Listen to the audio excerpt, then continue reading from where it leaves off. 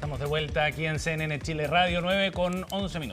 Y vamos a saludar a Fernando Carmona, que es el coordinador programático de la candidatura de Janet Jara, economista y candidato a magíster en ciencia política. Bienvenido, Fernando. Muchas gracias. ¿Cómo está, Fernando? Por la invitación. Gracias por acompañarnos. En términos generales, porque hay mucho de qué hablar, pero en términos generales, ¿cómo se están preparando para lo que viene, que incluye, en la expectativa del resto de los partidos que participaron en la primaria, acuerdos programáticos para hacer una candidatura de unidad?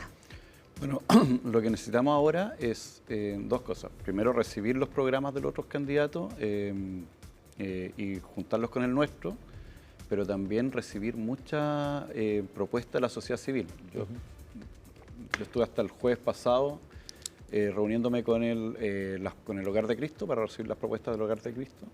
Y tenemos mucha sociedad civil que va a entrar en esta campaña y para nosotros eso es tan relevante o más relevante que solo tomar los acuerdos de los partidos políticos. ¿Por qué, Fernando? Porque lo que nosotros necesitamos es interpretar un votante. Hoy día salió esta encuesta UDD. Hay que interpretar un votante que es nuevo votando, que no vota habitualmente, que no vota en esta idea de eje izquierda-derecha, sino que tiene que ver con sus necesidades del día a día. Y eso hay que ir a buscarlo donde la sociedad civil lo va estudiando, lo va pronunciando. Entonces necesitamos ponerle ojo a eso, porque si no podríamos perdernos en un programa muy correcto desde el punto de vista de los partidos políticos, pero que no logre interpretar a la ciudadanía que necesitamos que vote. Jaime Mulet decía que entre esos acuerdos programáticos tenía que tomarse en consideración una política internacional basada en los derechos humanos y también el contexto de una democracia liberal. ¿Qué le parece eso? Me parece perfecto. Nosotros, yo como persona, mi partido como partido, siempre hemos estado por la democracia. ¿Liberal? Lo que entendemos como democracia liberal. Sí. En el fondo funciona la economía de mercado. Nosotros hemos participado siempre dentro de los marcos de la democracia que existe en el país, que es una democracia liberal. En los momentos en que no hubo democracia, nosotros luchamos por la democracia. Y en ese sentido yo creo que no tenemos ningún problema. O sea, ¿las bases programáticas usted cree que están sentadas para todos los partidos del bloque? Bueno, los partidos del bloque, me tocó participar de eso antes de que empezaran las primarias, sentaron las bases programáticas donde se mencionaba esta idea de democracia liberal y estuvimos todos de acuerdo. Ahora, si en todas las propuestas vamos a tener un acuerdo al 100%, yo creo que no, pero vamos a tener que hacer un ejercicio muy profundo en estos mes o 2 meses antes de que se inscriban las candidaturas y empiecen de ponernos de acuerdo. Yo creo que en eso estamos todos muy disponibles. ¿Y usted, de lo que queda de la primaria, por ejemplo, ve grandes diferencias entre las propuestas que tenían los 4 candidatos? No, cuando uno analizaba las propuestas no habían grandes diferencias, habían énfasis muy distintos, quizás velocidades que eran distintas. Claro, como cualquier elección, cuando se empezó a volver competitiva, se hicieron énfasis en algunos temas, pero creo que era propio del proceso eleccionario. A mí me toca participar, por ejemplo, en una cuestión que se llama el Foro por el Desarrollo Justo y Sostenible, que reúne economistas desde la democracia cristiana hasta yo mismo. Y claro, tenemos acuerdos, tenemos conversaciones. En esto podríamos tener matices, pero nos vamos a poner de acuerdo. Fernando, una de las definiciones que usted dio en el contexto de la primaria y a cargo del programa de Janet Jara es que para crecer primero hay que igualar. Y eso generó harta controversia. Sí, fue una mala cuña. Yo lo diría mejor. ¿Pero se arrepiente de haberlo dicho? No me arrepiento del fondo, me arrepiento de la cuña porque sacó demasiado noticiario. Mira, French Davis lo dice hace harto tiempo en Chile. Ricardo French Davis, el economista. Economista de la democracia cristiana. Él dice hay que crecer con igualdad o con equidad.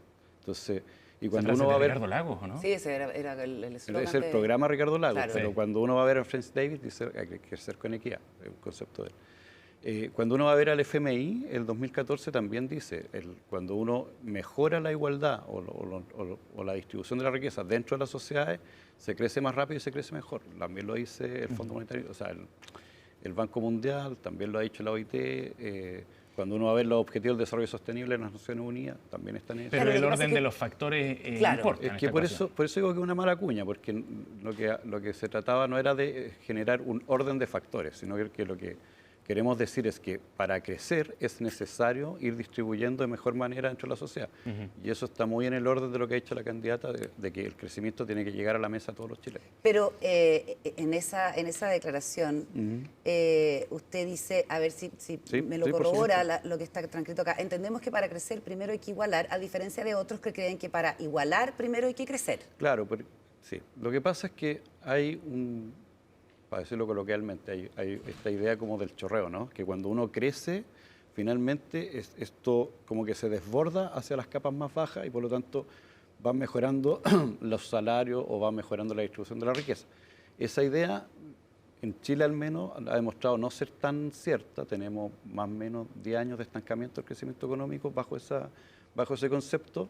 Y por lo tanto, lo que nosotros estamos tomando es lo que se está discutiendo en la comunidad internacional, en estos informes, desde el 2014 en adelante, que nos dice que mejorar la distribución de riqueza dentro de la sociedad mejora el crecimiento y hace más estable a los países. Entonces, no se trata de reemplazar, como han dicho algunos, las exportaciones, sino de hacer una matriz productiva más compleja, más diversa, que mejore los puestos de trabajo, que sean más productivos, por lo tanto, de mejores salarios.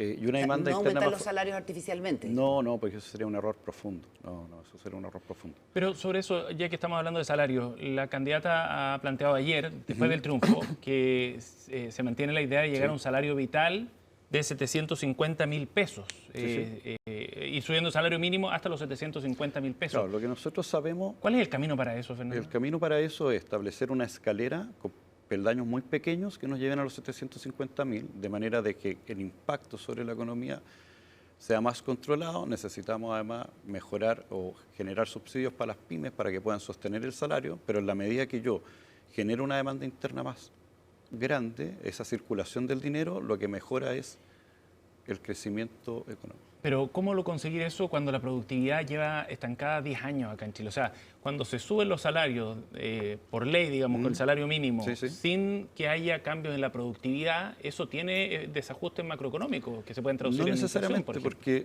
mira, en macroeconomía hay un concepto que es bastante clave, que es la oferta agregada.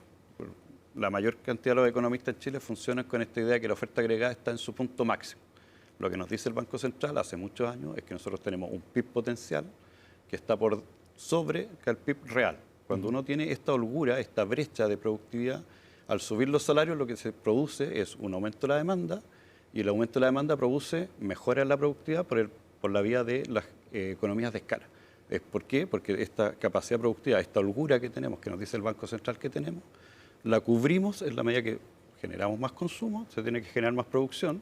Y eso explica que, por ejemplo, en estos últimos 4 años hemos subido el salario mínimo sin impacto importante en la inflación y con impacto en el crecimiento. Pero desde el punto de vista del empleo sí hay impacto. De hecho, los datos de ayer del desempleo muestran que estamos en un 8,9%. Sí, pero eso no el desempleo femenino está llegando a niveles que no veíamos desde 2021, en plena pandemia, y la creación de puestos de trabajo está en este trimestre está en sus niveles más bajos desde esa época, en plena pandemia. De hecho, otro dato más, el Banco Central advierte en su último IPOM que hay un problema desde el punto de vista de los costos laborales que están subiendo mucho, más allá de lo que está creciendo la economía. Está bien, pero eso no es un impacto directo del salario mínimo. Yo diría que podría ir quizás por las 40 horas, pero no por el salario mínimo. O sea, el informe que... No es lo que dice el Banco Central, digamos. Bueno, el informe, lo que dice el Ministerio de Hacienda con el informe que saca a finales del año pasado, donde mide los impactos de las políticas de 40 horas y salario mínimo sobre el empleo, nos dicen que han sido impactos positivos. El Banco Central autónomo es la idea de ustedes, que permanezca autónomo como es ahora. Ya. No sé, para ir aclarando, porque de repente hay muchos fantasmas. Quisiera preguntarle también, estamos conversando con Fernando Carmona, que es el encargado programático de la candidatura de Janet Jara, por el tema de la negociación colectiva, porque en este pilar que ustedes instalan en el programa, que es el modelo de desarrollo guiado por la demanda interna, la negociación colectiva es parte, junto al fortalecimiento del empleo y el aumento sostenido del salario mínimo, que va a permitir, a juicio de ustedes, aumentar el ingreso de las familias. ¿Qué pasa con la negociación colectiva que es tan mal mirada desde los gremios? Bueno, primero en Chile existe la negociación colectiva, ¿cierto? O sea, a partir de ahí. Solo que está alojada en la empresa. Claro, no es ramal. Lo que nosotros o lo que nos dice la experiencia internacional es que cuando la negociación colectiva se aloja a nivel ramal, y nosotros estamos pensando en una negociación colectiva ramal muy similar a la uruguaya, ¿cuál es esta idea? Es que se ponen de acuerdo empleadores y trabajadores en las distintas ramas, después esto va al Consejo Superior Laboral, que ya existe, que reúne empleadores, trabajadores y gobierno, y todos estos acuerdos se transforman en un solo proyecto de ley que sube al Congreso, y ahí en el Congreso las izquierdas y las derechas son capaces de ponerse de acuerdo sobre este proyecto y mejoran y ponen como una línea base de salario para cada industria, que no tiene por qué ser la misma. Sobre esa línea base se puede seguir negociando dentro de las empresas. Entonces, cuando nosotros estamos planteando una negociación ramal de este tipo, estamos planteando al menos 3 espacios de negociación. Uno, entre empleadores y trabajadores. El segundo, donde incurre el gobierno cuando presenta el proyecto de ley. Y un tercero, entre izquierda y derecha. Entonces, entendemos que es una forma de llegar a una negociación ramal con mucho o con amplio acuerdo dentro del sistema político chileno. Hablemos de la declaración que hizo la candidata Janet Jara respecto de el acuerdo SQM-Codelco, ¿cierto? Que todavía está revisándose, se está avanzando, todavía no está, digamos, cerrado y firmado, sobre todo después de que ayer la Cámara de Diputados votara a favor el informe crítico de la comisión que recomienda que se anule este acuerdo. ¿Cuál es la posición de la candidata Jara respecto de esto? Porque ayer dijo en Radio Cooperativa, voy a esperar a lo que resuelva el gobierno porque tiene una negociación en curso. Si nos toca asumir la presidencia y esto está resuelto, yo lo voy a respetar, aquí hay un Estado de Derecho, y si no, voy a buscar otro camino. Bueno, exactamente, lo que nosotros entendemos es que en la medida que el acuerdo se produzca en este gobierno, es un acuerdo que está firme y que nosotros vamos a respetar porque entendemos que tiene que haber certezas jurídicas para todo y todo en este país. Entonces, en eso no nos vamos a perder. Lo que sí estamos diciendo es que, así como estamos viendo hoy día, no se llega a un acuerdo, vamos a volver a citar a las partes, a las mismas partes, vamos a buscar un nuevo acuerdo con el objetivo de poner al centro la creación de una empresa nacional del litio, que entendemos que es nosotros entendemos que es la forma de asegurar la riqueza de Chile para todos los chilenos y chilenas. Ahora, el presidente Boric planteó eso en su programa, la creación de una empresa nacional del litio, y se desechó en el camino fundamentalmente porque requiere de quórums en el Congreso y apoyos que no se tienen, y porque toma mucho tiempo también. Yo diría que no es un problema de tiempo, sino que tiene que ver con, en ese momento, por eso que pasando el tiempo va perdiendo sentido la argumentación, tenía que ver con aprovechar, porque la concesión del litio a SQM termina el año 2030. Entonces, la idea era aprovechar lo más posible estos años que quedan hasta el 2030 con un nuevo acuerdo que permitiera que entrara el gobierno, o el Estado en este caso, y pudiera recuperar esa riqueza o hacerse de esa riqueza para el presupuesto nacional. Como el acuerdo todavía no se ejecuta, eso todavía no ocurre, se va y se va acercando al año 2030, va perdiendo sentido esa estrategia. ¿Por qué? Porque si nosotros hacemos el acuerdo, vamos a estar amarrados hasta, si no me acuerdo mal, hasta 2060. 2060. 30 años. Entonces, hoy día, que vamos a estar al 2026, sin un acuerdo tomado, y que vamos a estar solo a 4 años de que caduque la concesión, hace más sentido que pudiéramos no amarrarnos hasta el 2060, sino generar esta nueva estrategia.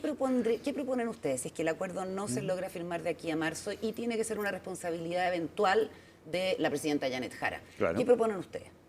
Nosotros proponemos volver a sentar a las partes. ¿Sacar SQM? O sea, ¿dejar nulo este acuerdo? Es que no sería nulo porque no hay acuerdo. Lo que nosotros estamos diciendo es que si hay acuerdo y el acuerdo está firme, vamos a respetar el acuerdo. Si no se logra un acuerdo, ¿van a buscar otra alternativa? Vamos a volver a sentar a las partes. ¿Licitarían? Claro que sí, lo vamos a licitar. ¿Fue un error que no se licitara? No, tengo la impresión que puesto en el momento en que estábamos y pensando en la cantidad de tiempo que quedaba, parecía una estrategia acertada.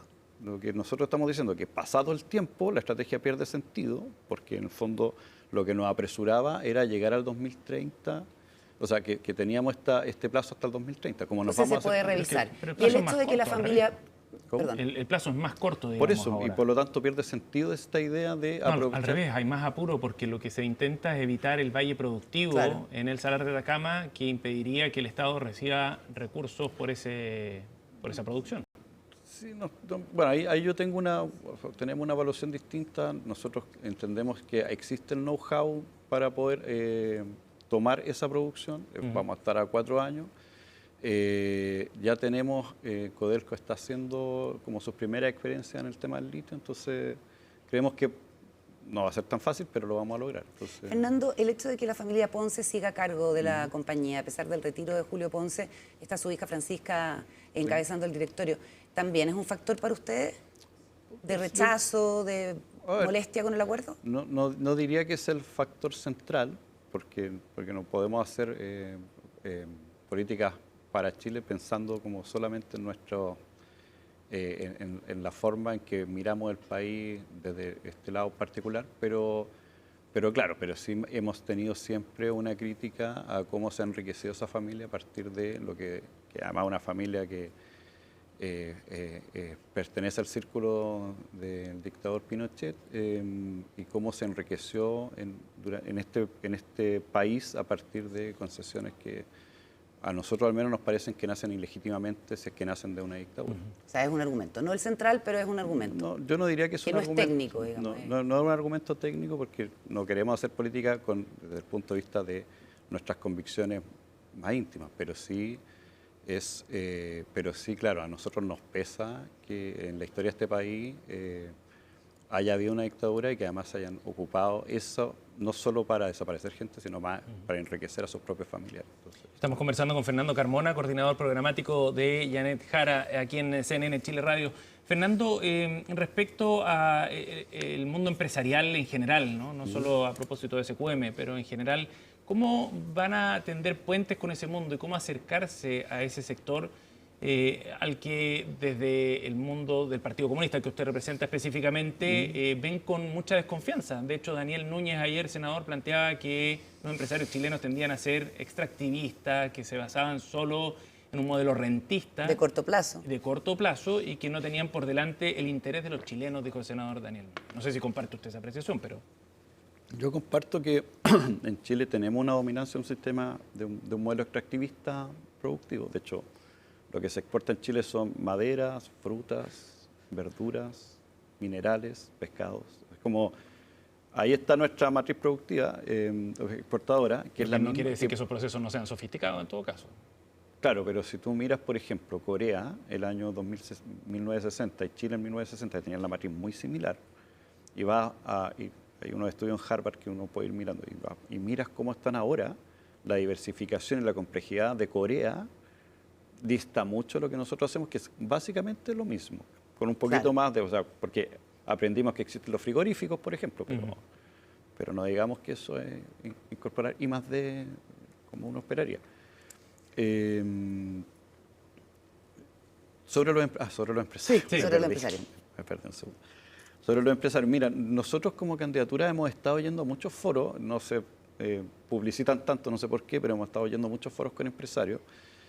No tenemos ningún complejo en juntarnos con ellos y acordar, entendemos que parte del crecimiento económico tiene que venir por el acuerdo público-privado, que ellos impulsan el 80% de la inversión dentro del país, y la inversión es como la chispa que enciende el motor del crecimiento, por lo tanto no nos vamos a perder ni un segundo en eso, pero también entendemos que ese crecimiento económico tiene que llegar a toda la familia y ahí tenemos que tener una conversación con ellos. ¿Qué pasa con las AFP? Que, bueno, sabemos el resultado que tuvo la negociación que llevó adelante Janet Jara para la reforma de las pensiones, donde siguen siendo un actor muy relevante a la hora de administrar las pensiones de los chilenos. ¿Cuál sería el impulso que a ustedes les gustaría dar al mundo previsional y el rol específicamente que debieran tener las AFP? ¿Están por qué desaparezcan? Mira, nosotros lo primero que tenemos que hacer es ver cómo empieza a funcionar el nuevo sistema. Lo que nos dicen los informes de la Dirección de Presupuesto, tanto con Piñera 1 como Piñera 2, ahora con Boric, cuando evaluamos este seguro social, es que un peso dentro del seguro social rinde más en pensiones que un peso en AFP. Entonces, como vamos a tener los dos sistemas funcionando al mismo tiempo, lo que tenemos que ver, mirar las estadísticas y ver dónde le conviene a los chilenos y las chilenas que esté esa plata. Si esa plata entrega mejores pensiones puestas en seguro social, efectivamente nosotros vamos a insistir, pensando en el bienestar de nuestros jubilados y jubiladas, que entregue mejores pensiones sin desfinanciar al fisco. Supongo que también eso está... Claro, porque son pensiones contributivas, es decir, pensiones que vienen de los contribuyentes, no hay recursos del fisco ahí. ¿Dónde están los recursos del fisco? En la pensión garantizada universal, pero esa ya está acordada y no la vamos a modificar. Entonces, cuando uno piensa que van a entregar mejores pensiones desde el punto de vista de los que vienen de origen contributivo, puesto en el seguro social y no en la AFP, algo que tenemos que revisar, digo yo, porque el sistema se va a poner en funcionamiento, lo que uno esperaría, pensando en la mejora de las jubilaciones, es que si cada peso mejora más la jubilación acá, bueno, vámonos para allá. En ese sentido, las AFP podrían tener un rol como seguro, que son seguros hoy día obligatorios, podrían ser seguros voluntarios, pero siempre son seguros privados. Entonces ahí las AFP podrían seguir teniendo un rol en el sistema. ¿Pero eso significa estatizar los fondos de pensiones? No necesariamente, porque en el fondo lo que uno necesita en el seguro social es el mecanismo del seguro social. El seguro social funciona con un mecanismo distinto, que en este caso sería solidaridad intergeneracional e intrageneracional, claro, que son mecanismos, porque ¿qué pasa? Cuando tú tienes un seguro privado, no es posible la solidaridad porque en el fondo solo puedes acceder a lo que tú ahorraste, lo que implica que en un país con una distribución de los salarios muy desigual, lo único que hacemos es como una correa transmisora de la desigualdad en el mercado laboral hacia las pensiones. Claro, sueldos bajos, pensiones bajas. Por supuesto. Entonces, ¿qué es lo que ocurre? Y eso se llama seguridad privada. Cuando uno habla de seguridad social, hay varios conceptos, pero el principal es la solidaridad. Y el seguro social, por ejemplo, lo que hace es que mejora las pensiones de las mujeres, tomando recursos de las cotizaciones de los hombres, para mejorar las pensiones de las mujeres, para terminar con las brechas de género. Fernando, respecto al tema tributario, Carolina Toá planteaba que era necesaria una reducción de la tasa de impuesto que pagan las empresas. Una posición que no comparte Janet Jara. ¿Cómo se van a ir mezclando y combinando esas posiciones respecto al tema tributario, para ser bien específico, cuando es necesario generar un programa común y cuando habrá que hacer concesiones, me imagino, entre cada uno de los sectores? ¿Ese es un tema intransable para ustedes, por ejemplo? O sea, yo creo que no es un tema intransable para ellos.